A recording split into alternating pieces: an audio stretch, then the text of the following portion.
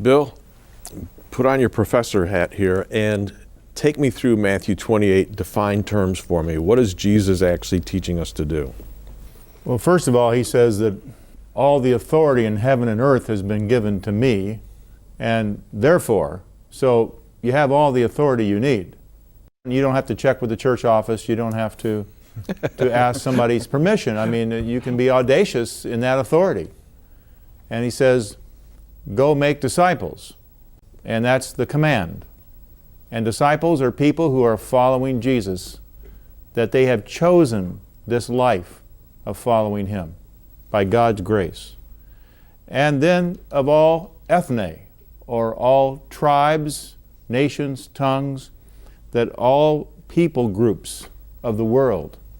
And of course, then he said baptizing them, which indicates that of course it begins, this process of making disciples is a part of introducing people to Christ.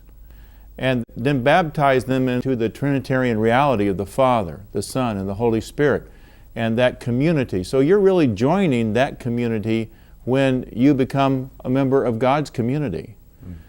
And then teaching them to obey everything that I've commanded.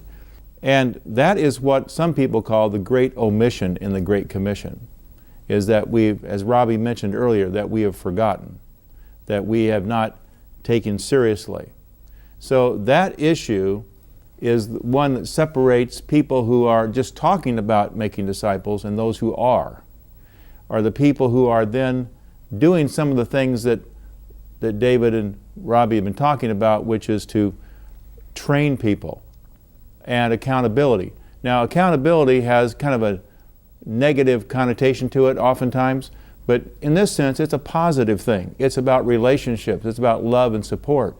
And then that promise at the end is this: I will be with you always, even to the end of the age. That's just not a throwaway line. That's not just something for everyone. It's for those people who are disciples of Christ, who are following Him and making other disciples. He says, I'm with you in that because that's what I'm about.